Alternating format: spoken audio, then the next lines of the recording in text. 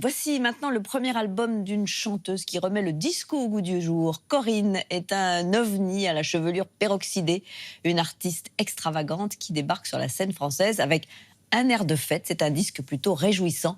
Alexandra Rouault l'a rencontrée.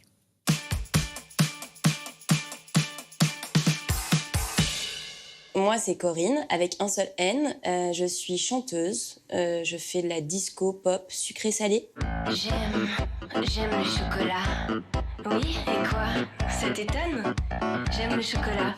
Mais pourquoi ça? Pourquoi là? Mon premier album vient de sortir, Un air de fête. C'est un album très instrumental, avec des claviers vintage, des vrais percus, une vraie batterie, basse, guitare. Je chante pas de façon disco. Il y a quelque chose un peu plus moderne, du parler, chanter. Je descends sur la plage, le soleil tape sur mon dos. La mer est calme et bien sage, le sable brûle ma peau. Depuis toute petite, je baigne dans la musique parce que mon frère est saxophoniste et il a commencé quand j'avais 7 ans. Moi, dès l'âge de 11 ans, j'ai fait surtout du théâtre, puis j'ai fait une école de cirque et ensuite j'ai fait du cabaret et c'est là où j'ai découvert ma voix, dans le sens premier du terme. Et puis, chemin faisant, en faisant du théâtre, j'ai rencontré des musiciens et là, j'ai commencé à écrire, puis l'album est né.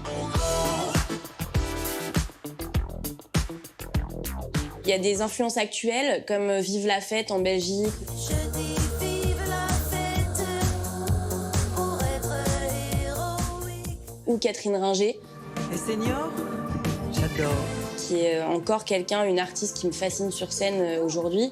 Puis il y a aussi les actrices des années 60, tout le cinéma nouvelle vague, avec cette tonalité, cette façon de parler, que ce soit Brigitte Bardot à cette époque-là, Anna Karina, Puis après, évidemment, Bonnie Tyler, Amy Stewart aussi.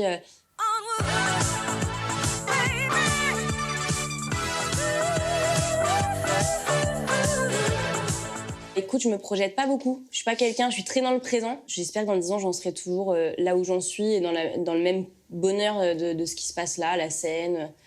Voilà. Je sens qu'il y a comme un petit air de fête ici, vous trouvez pas?